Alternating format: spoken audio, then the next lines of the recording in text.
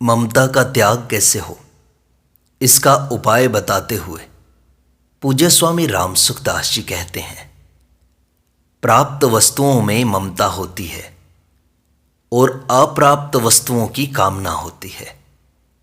अतः जो प्राप्त है उनमें ममता न रखें और नई कामना न करें तो इतने मात्र से जीवन मुक्ति हो जाती है। जिसको मुक्ति कहते हैं, जिसको दुर्लभ पद कहा है, जिसको ऋषि मुनि संत महात्मा प्राप्त करते हैं, जिसको अक्षर कहते हैं, जिसकी प्राप्ति की इच्छा से ब्रह्मचारी लोग ब्रह्मचर्य का पालन करते हैं, जिसको वीतराग पुरुष प्राप्त होते हैं, उस परम पद की प्राप्ति हो जाए केवल इतनी बात से कि मिली हुई वस्तु में ममता न करें और जो नहीं मिला उसकी कामना न करें। मिली हुई वस्तुओं को आप नष्ट कर दो, फेंक दो, जला दो, ये मैं नहीं कहता। वस्तुएं हैं जैसे वैसे ही रहें, पर उनमें मेरापन मत रखो। उनके रहते हुए मेरापन कैसे न रखें? देखो, आप लोगों के अनुभव की ही तो बात है। आप उसको काम में लेते ही हैं। जैसे आपके मन में कन्यादान करने की इच्छा हुई और आपने कन्यादान कर दिया। विवाह कर देने के बाद कन्या में आपकी वैसी ममता नहीं रहती। आपकी पुत्री थी और आप भी कहते थे कि मेरी कन्या है, परंतु विवाह होने के बाद क्या वैसी ममता है? तो आपको ममता छोड़ना आता है ना? ध्यान दो इस बात पर। तब एक श्रोता ने पूछा, महाराज जी, कन्या की ममता तो बिना प्रयास के ही छूट जाती है, परंतु वस्तुओं की ममता तो प्रयास से भी नहीं छूटती, इसका क्या उपाय है? तब स्वामी जी ने कहा, कन्या की ममता भी बहुत प्रयास से छूटती है महाराज। उसको छोड़ने में खर्चा लगता है। भाई बंधुओं, संबंधियों, कुटुंबियों आदि कईयों की गरज करनी पड़ती है। इतना तो वस्तुओं की ममता छोड़ने में नहीं करना पड़ता। मैं तो कहता हूं कि वस्तुओं के पास में रहते हुए उनकी ममता छोड़ दो। उनकी ममता छोड़ने में न तो आदमियों को बुलाना पड़ेगा, न भोजन कराना पड़ेगा, न घर को सजाना पड़ेगा, कुछ भी नहीं करना पड़ेगा। कन्या के विवाह में कितना जोर आता है। लखपतियों करोड़पतियों को चिंता लग जाती है, परंतु ऐसी कठिनता लेकर भी आप कन्या की ममता सुगमता पूर्वक छोड़ देते हो, तो फिर इस ममता को छोड़ने में क्या जोर आता है आपको? दूसरी बात बताऊं, जैसे आप मेरे को कपड़ा देना चाहो और मैंने कपड़ा ले लिया, तो आपकी ममता छूटी कि नहीं छूटी? तो आपको ममता छोड़ना आता है। कन्या देना बहुत बड़ा दान हुआ, छोटा सा कपड़ा देना छोटा दान हुआ। दान छोटा हो या बड़ा हो, इसमें कोई फर्क नहीं पड़ता। अपनापन छोड़ना ही खास है। छोटी बड़ी वस्तु देने का मूल्य नहीं है, मूल्य तो ममता छोड़ने का है, क्योंकि मुक्ति ममता छोड़ने से ही होती है। महाभारत में साफ आया है, 2 अक्षरों का मम, यह मेरा है, ये मृत्यु है, और 3 अक्षरों का न मम, यह मेरा नहीं है, अमृत सनातन ब्रह्म है। यह वेद व्यास जी महाराज की वाणी है, जो सबसे बड़े महापुरुष हुए हैं। ग्रंथ लिखने वालों में व्यास जी के समान कोई नहीं है। ममता छोड़ने के लिए है, और आपको ममता छोड़ना आता है। किसको नहीं आता ममता छोड़ना? आपके घर पर भिक्षुक आता है, आप उसे रोटी दे देते हो। आप उस रोटी को अपना मानते हो क्या? आप कहेंगे कि दे देते हैं, तब ऐसा होता है, परंतु जब नहीं देते हैं तब भी ऐसा होता है। जैसे अधिक मास में 20-30 चीज़ें दान करनी हो, तो बहनें माताएं पहले ही चीज़ें मंगाकर घर में रख लेती हैं, पर उनमें आपकी ममता होती है क्या? लड़का उन चीज़ों में से एक गिलास भी उठा लाए तो आप कहते हो कि इसको वापस रख कर आओ, यह चीज़ देने की है, अपनी नहीं है। इस तरह जो चीज़ घर में पड़ी है उसकी रक्षा भी करते हो और मोल भी लाते हो, सब कुछ करते हो, पर मेरापन नहीं करते। कन्यादान किया, कपड़ा दे दिया, रोटी दे दी और घर में पड़ी चीज़ें भी देनी हैं। इस विचार से आप अपनापन छोड़ देते हो। ऐसे ही आपको बताऊं कि एक दिन आपको शरीर सहित संपूर्ण वस्तुओं को छोड़ना पड़ेगा। एक दिन सब छूटेगा ही, छोड़े बिना आप रह सकते नहीं। धन को, घर को, शरीर को भी क्या आप सदा साथ में रख सकते हो? नहीं रख सकते। ऐसी असमर्थ अवस्था में यदि आप पहले से ही उनका त्याग कर दो तो क्या जोर आएगा? आप नहीं छोड़ोगे तो आपसे जबरदस्ती छुड़ाया जाएगा और आपको दुख होगा, संताप होगा। अगर आप छोड़ दो तो अनंत सुख प्राप्त होगा। स्वयं त्यक्ता ह्येते क्षमा सुखम अनंतम विदधति। इस बात पर आप थोड़ा विचार करो। देखो, कथा सुन ली, कहानी सुन ली, तो अब चलो भाई, यह बात यहाँ नहीं है। मेरी बातें कथा कहानी की तरह नहीं हैं। मर्म की बातें सुनो और अभी के अभी निहाल हो जाओ, ऐसी बात है। परंतु यह बात लोगों को जचती नहीं। वे यही कहते हैं कि ऐसा कैसे हो सकता है। अरे नहीं हो सकता तो मैं क्यों कहता? नहीं हो सके तो आप होने का विचार कर लो। कठिनता पड़े तो पूछो। देखो, आवश्यकता और कामना दो चीज़ हैं। आवश्यकता पूरी होने वाली होती है, पर कामना कभी पूरी नहीं होती। कन्यादान करना आवश्यक है, पर उसके लिए चिंता करना आवश्यक नहीं है। कन्या को जहाँ जाना है वहाँ का प्रबंध अपने आप बैठेगा। आपको उद्योग करना है, चिंता नहीं करनी है। कर्म करने में आपका अधिकार है, फल में अधिकार नहीं है। कर्मण्येवाधिकारस्ते मा फलेषु कदाचन। कन्यादान के लिए उद्योग करना आपका काम है। कन्यादान हो ही जाए, यह आपके हाथ की बात नहीं है। जैसे भूख लगी तो यह पेट में अन्न की आवश्यकता है और उसमें स्वाद चाहना कि ये भोजन मिल जाए, यह कामना है। आवश्यकता पूरी होती है, पर कामना आज तक किसी की भी पूरी नहीं हुई। किसी के भी जीवन में ऐसा नहीं हुआ कि सब कामनाएं पूरी हो गई हों, परंतु आवश्यकता का विधान है कि वह पूरी होती ही है। इस तरह एक आवश्यकता होती है और एक कामना होती है। इनको आप ध्यान से सुनो और धारण करो। वर्षों तक मेरे को यह बात समझ में नहीं आई। व्याख्यान देता था और दिया भी वर्षों तक, पर आवश्यकता और कामना दो हैं, यह बात मेरे को बहुत देरी से मिली। मेरे को ऐसी बातें बहुत कठिनता से मिली हैं। इनके मर्म को समझने में मेरे को जोर पड़ा है और समय लगा है। यह आपको इसलिए कहा है कि आप इस बात का कुछ आदर करो।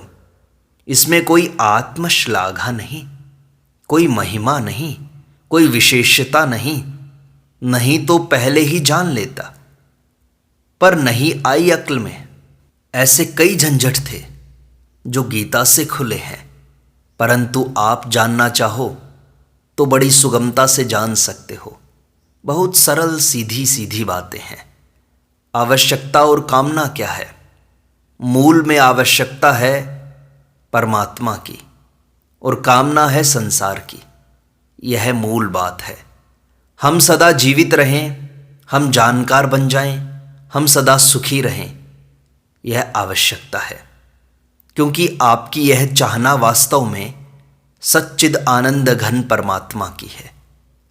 परंतु संसार की जितनी आवश्यकता मानते हो, जितनी चाहना उसकी करते हो, वह सब की सब कामना है।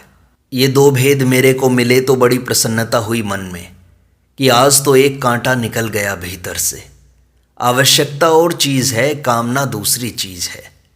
अंग्रेजी में हम वांट और डिज़ायर ये दो शब्द सुनते हैं। मैंने अच्छे पढ़े लिखों से पूछा कि इन दो शब्दों में क्या भेद है, पर वे ठीक तरह से बता नहीं सके। जैसे मैं कहता हूँ कि आवश्यकता केवल परमात्मा की है और इच्छा केवल संसार की है, पर इतना साफ नहीं बताया अंग्रेजी पढ़े लिखों ने। आवश्यकता पूरी होने वाली होती है, वह मिटने वाली हो ही नहीं सकती। परमात्म तत्व की जो आवश्यकता है और हमारी जो कमी है, वह पूरी हुए बिना नहीं रह सकती, और कामना कभी पूरी नहीं हो सकती। यह नियम है, नियम का कभी भंग नहीं होता। एक श्रोता ने पूछा, रोटी कपड़ा लोगों की आवश्यकता है, परंतु यह बहुत से लोगों को सुलभ नहीं है महाराज जी। स्वामी जी ने कहा, भूखा तो लखपति और करोड़पति को भी रहना पड़ सकता है। वैद्य डॉक्टर मना कर दें तो करोड़ों रुपए पास में होने पर भी रोटी नहीं खा सकते। अतः रोटी कपड़ा नहीं मिलता तो वहां आवश्यकता नहीं है, आवश्यकता वाली चीज तो मिलेगी ही। साफ कहा है, यद अस्मदीयम न ही तत्परेशाम, अर्थात जो चीज हमें मिलने वाली है वह दूसरों को नहीं मिल सकती। जो हमारी चीज है वह हमारे से अलग कैसे रहेगी, उसको मिलना पड़ेगा। कोई भूखा मरने वाला हो, उसको भूखा ही मरना पड़ेगा। यह आवश्यक नहीं कि अन्न जल ही मिले। यह तो मैंने संसार की रीति में दो चीज समझने के लिए बताई है कि भूख प्यास की आवश्यकता है और स्वाद की इच्छा है। वास्तव में आवश्यकता है परमात्मा की और इच्छा है संसार की। संसार की इच्छा किसी भी तरह की हो, वह सब कामना ही है जो कभी पूरी होगी ही नहीं। परमात्मा की आवश्यकता कभी मिटेगी नहीं। आप जाने चाहे ना जाने, माने चाहे ना माने, आप नास्तिक हो जाएं तो भी भीतर से परमात्मा की इच्छा नहीं मिटेगी। कारण कि जो ईश्वर को, परमात्मा को बिल्कुल नहीं मानते, वे भी हरदम चाहते हैं कि ज्ञान हमें मिल जाए, सुख शांति हमें मिल जाए। उनकी यह इच्छा सच्चिदानंद घन परमात्मा की है। जीना चाहते हैं, यह सत की इच्छा हुई। ज्ञान चाहते हैं, यह चित्त की इच्छा हुई। सुख चाहते हैं, यह आनंद की इच्छा हुई। जो ईश्वर का खंडन करता है, दुनिया से ईश्वर का नाम उठा देना चाहता है, ऐसे नास्तिक से नास्तिक आदमी के भीतर भी ईश्वर प्राप्ति की इच्छा रहती ही है। क्या वह जीना नहीं चाहता? क्या वह ज्ञान नहीं चाहता? क्या वह सुख नहीं चाहता? चाहता है तो सच्चिदानंद परमात्मा की इच्छा है उसके अंदर। इस चाह को कोई मिटा नहीं सकता, क्योंकि यह हमारी असली चाह है, असली जिज्ञासा है, असली भूख है। यह कभी मिटने वाली नहीं है, प्रत्युत पूरी होने वाली ही है। संसार की इच्छा कभी किसी की पूरी नहीं हुई, होगी नहीं, हो सकती नहीं। आपने भी देख लिया कि जीवन में कभी इच्छा पूरी नहीं हुई, अब उसको छोड़ने में क्या बाधा है? एक श्रोता ने पूछा, हम इतना मान लें कि हमने सब छोड़ दिया, तो क्या इतना मानने से परमात्मा की प्राप्ति हो जाएगी क्या?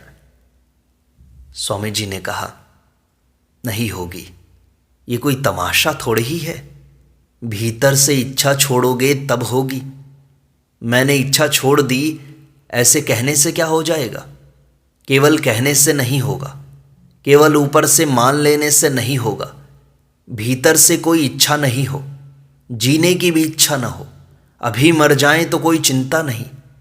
इच्छा छोड़ने से आप मरोगे नहीं और चाहने पर भी बचोगे नहीं। मरना तो पड़ेगा ही, नहीं चाहने पर भी और चाहना छोड़ने पर भी। यह पक्की बात कहता हूं। आप विचार करो कि क्या अपनी चाहना से हम जी रहे हैं? चाहने मात्र से कोई जी नहीं सकता। जीने के उपाय के लिए मैं मना नहीं करता, रोटी खाओ, दवा लो, संयम से रहो, यह बात मैं कहता हूं। परंतु हम जीते रहें, यह हमारे हाथ की बात नहीं है। इसमें आपको क्या बाधा लगती है? पूछो। आप सोचते हैं तो उल्टा सोचते हैं कि यह चुप कैसे हो जाए। ऐसा प्रश्न पूछें कि यह बोल नहीं सके। यह नहीं सोचते कि बात को काम में कैसे लाएं। जैसे सरकारी कानून के विषय में सोचते हैं कि इस कानून से कैसे बचें, कैसे झूठ कपट करें, कैसे चकमा दें। यही बर्ताव आप दूसरों से करते हैं। ऐसा करना ठीक नहीं। आप ऐसा सोचो कि यह ममता कैसे मिटे, यह कामना कैसे मिटे। इसके लिए सोचना होता है, चेष्टा नहीं होती। वस्तु को ज्यों की त्यों रहने दो, एक कौड़ी भी खर्च मत करो, परंतु यह मेरी नहीं है, इतना मान लो। आस्तिक के लिए बहुत सरल उपाय है कि यह सब भगवान की है। सच्ची बात है, आस्तिक आदमी सब वस्तुओं को भगवान की मानते ही हैं। अब बोलो, ममता छूटेगी कि नहीं? हमारी है ही नहीं, ठाकुर जी की है। अब वस्तु चली जाए तो ठाकुर जी की वस्तु चली गई। रक्षा करना, ठीक तरह से रखना हमारा काम है। क्योंकि हम ठाकुर जी के हैं तो हम ठाकुर जी की चीज़ों को निरर्थक नष्ट कैसे होने दें। ठाकुर जी के विधान के अनुसार खर्च करेंगे, क्योंकि ठाकुर जी की चीज़ है। कितना सुगम उपाय है। इस बात को भीतर से पक्का मान लो। अब बेटा मर जाए तो हम चिंता क्यों करें? भगवान का बेटा मरा। आप बिल्कुल गिनाओ कि हमारे इतने बेटे हैं। गिनाने में क्या हर्ज हुआ? आप केवल मेरापन छोड़ दो। उनका पालन पोषण करो, रक्षा करो, अपनी जिम्मेवारी का पालन करो। भगवान की दी हुई ड्यूटी है। गाड़ी में बैठने पर आप कहते हैं कि यह हमारा डिब्बा है, पर गाड़ी से उतरने के बाद आप कभी चिट्ठी देकर पूछते हो कि हमारा डिब्बा कैसा है? अतः व्यवहार करने में कोई बाधा नहीं लगती। व्यवहार सुचारू रूप से करो, जैसा अभी करते हो उससे भी सुचारू रूप से करो। हमारी चीज़ की परवाह नहीं, पर अब तो प्रभु की चीज़ है, उसकी अच्छी तरह से रक्षा करो। मैं आपका दुख मिटाने के लिए कहता हूँ, चीज़ मिटाने नष्ट करने के लिए नहीं कहता हूँ। चीज़ छोड़कर साधु हो जाइए, ये बात नहीं कहता हूँ। दुख, संताप, अभाव, व्याकुलता, हलचल मिटाने के लिए कहता हूँ। वही घर है, वही स्त्री है, वही परिवार है, वे ही रुपए हैं और वैसे ही आप हो। कुछ फर्क नहीं पड़ेगा, केवल आपकी चिंता मिट जाएगी। परंतु ममता, कामना रखोगे तो यह चिंता, हलचल, दुख, संताप कभी मिटेगा नहीं। ममता कामना के रहते चिंता हलचल न हो, यह असंभव बात है। मन में इच्छा रखें कि ऐसा हो और ऐसा न हो तो हलचल होगी ही। फिर एक श्रोता ने पूछा, तो महाराज जी, तत्व का बोध होने से पहले ममता कामना कैसे मिटेगी? तो स्वामी जी ने कहा, तत्व का बोध होने से ममता मिटती जाएगी और ममता मिटने से तत्व का बोध हो जाएगा। खुशी आए वैसे कर लो, आपको जो सुगम पड़े वो काम कर लो। ममता कामना के रहते रहते तत्वबोध हो जाएगा। आप ध्यान दो मेरी बात पर, गीता की बात है। अपि चेदसि पापेभ्यः सर्वेभ्यः पापकृत्तमः सर्वं ज्ञान प्लवेनैव वृजिनं संतरिष्यसि। संपूर्ण पापियों से भी जो अधिक पापी हो, वह भी ज्ञान रूपी नौका से पापों को तर जाएगा। अतः पापी से पापी भी ज्ञान का अधिकारी हुआ कि नहीं? कामना तो दूर रही, पापी बताया है। मनुष्य कामना के कारण ही पाप करता है। कामना से होने वाले बड़े बड़े पापों से आप तर जाओगे। तात्पर्य यह है कि ज्ञान पहले भी मिल सकता है और कामना ममता के त्याग से भी मिल सकता है। गीता में आया है, विहाय कामान यह सर्वान पुमांश्चरति निस्पृहः निर्ममो निरहंकारः स शांतिम अधिगच्छति। ये दोनों प्रमाण गीता में हैं। कामना के विषय में मेरे को ऐसी बहुत बातें याद हैं। इस विषय में मैंने बहुत खोज की है और कर रहा हूँ। इसलिए धीरे धीरे मेरापन मिटाओगे चीज़ों से, तो ममता का त्याग होता चला जाएगा, ममता छूट जाएगी और आप जीवन मुक्त हो जाओगे। नारायण नारायण नारायण।